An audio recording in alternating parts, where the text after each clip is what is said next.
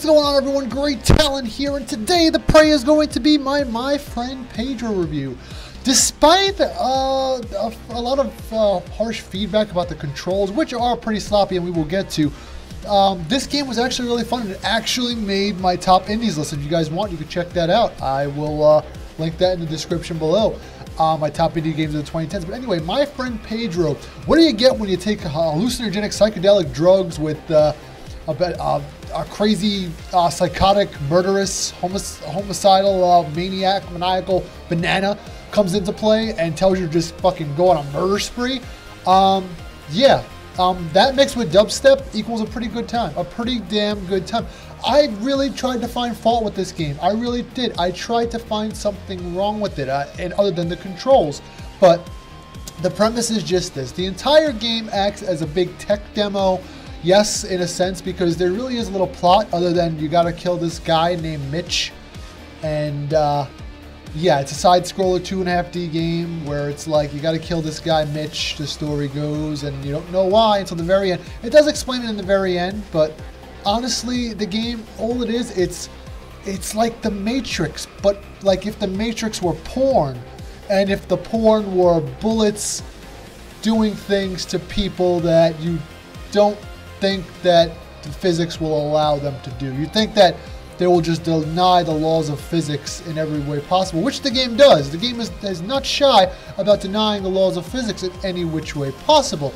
I mean, as you see here, you're doing fucking backflips off of zip lines, fucking kicking people in the face with skateboards and shooting barrels, running on barrels in all different directions, doing split jumps and everything. This game is ridiculous. It is over the top. It is insane, and a part of me just loves it dearly.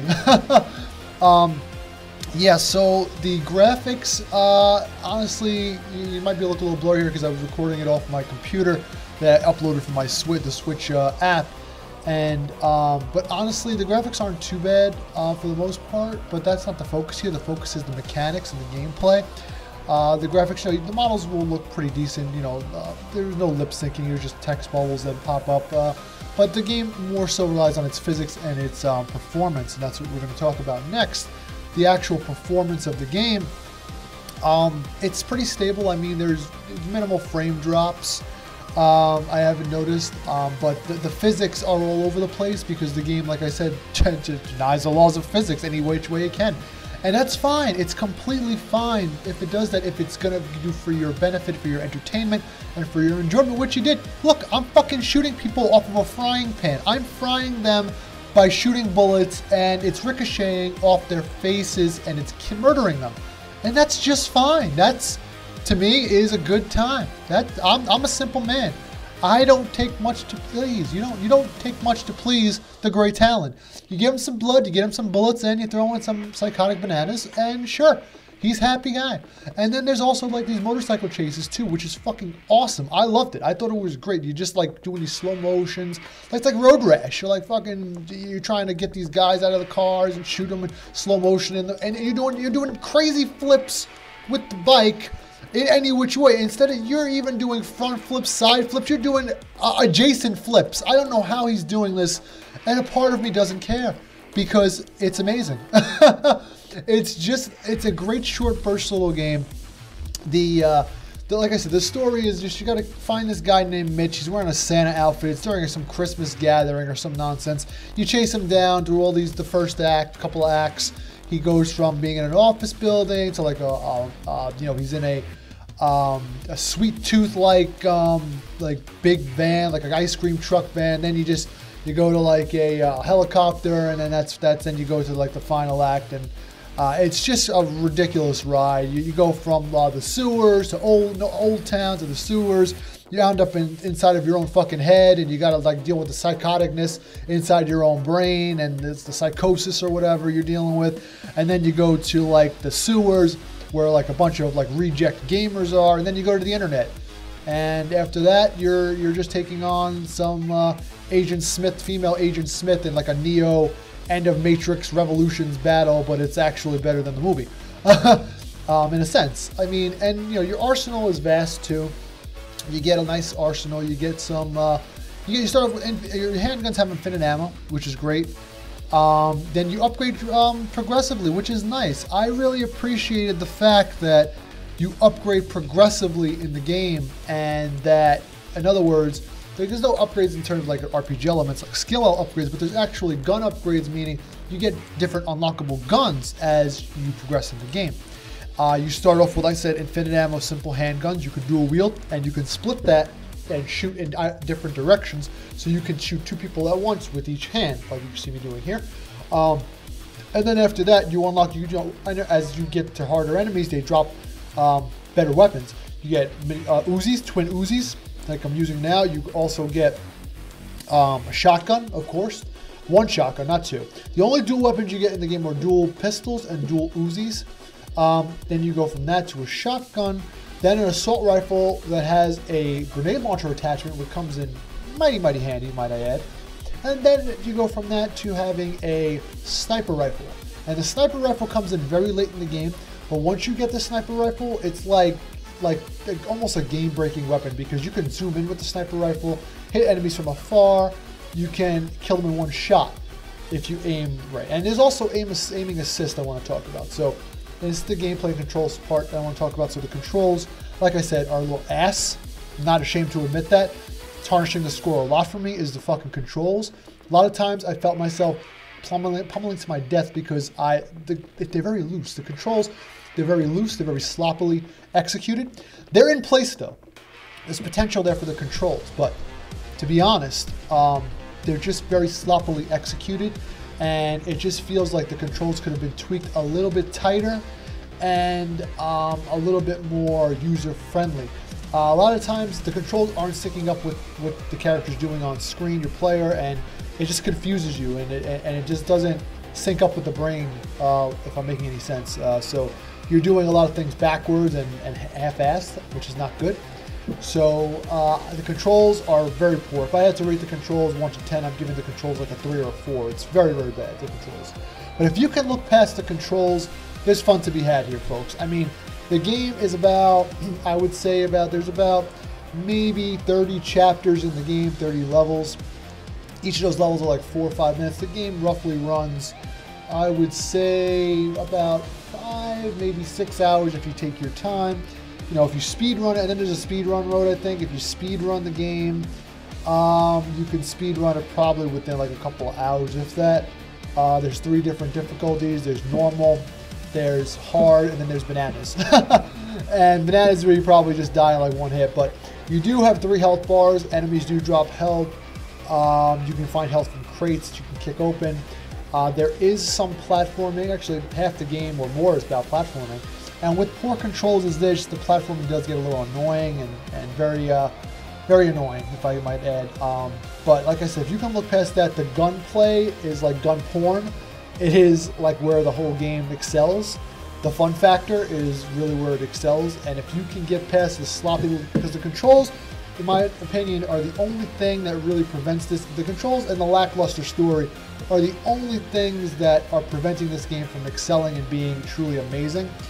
It made my top indies list. I think I put it like pretty high on my, like not high, I put it low on my list. It was like, had like 28 games on my indies list. It was like number 20 or something. So I made the list because I really love the concept. The concept is brilliant. The physics, defying laws of physics to do, look at this, I'm kicking a fucking skateboard into a man's jugular. That's amazing. Why hasn't anybody else thought of this? It's amazing. The concept is there. All of the pieces, Dead Toast, I think was the developer, all of the pieces for that indie dev they put into place. The only problem was its execution. In its execution, it was very poor.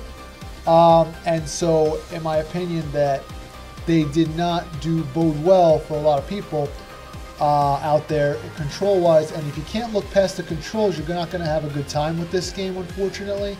But if you can look past the controls, you're going to have a really good time. So with that being said, I'm going to move along and I'm going to get to the your replay value. Actually, the sound, before that, excuse me, the sound is really good. I'm not going to lie. The sound here, folks, let me put it this way. It's like if dubstep met Skrillex in a bar, and one night they went to a rave, they got hooked up, and they had like a bastard love child. So that's the sound. You're getting really good. Like, I honestly, I'm not like a techno person, but I was bobbing my head. I'm a metal guy, as you guys might know, so I'm all about metal. But this fucking shit was, I was knocking it. I was like, all right, like, let me just bob my head a little bit. I was digging it because it went with the whole, it kind of like married together well with the whole like murdering and all this crazy shit that was happening on screen. The dubstep and the techno beats, they married together nice, like peanut butter and jelly, like PB&J went together good. Sound is great in my department. So sound is really good. What else? I think that the replay value here is moderate at best because of the controls. Controls do put a hindrance on the replay value, but I'm going to say that after the 5 or 6 hours you spend with it, if you can get through, you are going to have a lot of fun with this game if you can look past the controls like I did. And I was playing in handheld mode 90% of this time because I was playing on my break at work, on my lunch break, and I was like, yeah. And if I could do it with a little fucking crazy, crappy thumbstick for a Switch Joy-Con in handheld mode, then if you're playing this on PC with a regular like Xbox type controller, you're going to have a really better time than I had. I'll put it that way. But anyway, that leads to my overall score, and is it worth your time? So yeah, my overall score I'm going to give this game, I'm going to have to say, I mean, honestly, it's really, it might be high for some of you out there, but I'm going to go with the 7.5 here, because honestly, like, I really enjoyed this game. I wanted this to be a 9. I don't know why. I was following this game for months. I wanted this game to be a 9, but after playing it and experiencing it, while I had a ball with this game for the most part, the controls really fucked up the score for me, and it really hurt the score because I kept dying at parts I shouldn't have been dying at because I knew I did the right thing, the right movements. But anyway, that being said, and the replay value, like I said, is moderate. And is it worth your time? If you're a fan of side-scrolling platforming games with a ton of fucking murder and crazy over-the-top ridiculous action, then this is going to be your cup of tea if you can get past the controls. If you can look past the wonky controls for the most part of this game, especially during the platforming sections, you're going to be fine. But like I said, it varies. For me, it was worth my time. I spent about, I think I got on sale for like 16, 15 bucks when it first came out. It was definitely worth it. To me, I enjoyed the game. It's a short burst game, so you're not going to be playing this for a long time. And if you can look at it like that, in that point of view, as it being a short burst game, then I think you're going to have a good time with this game. So that being said, that's my review of my friend Pedro.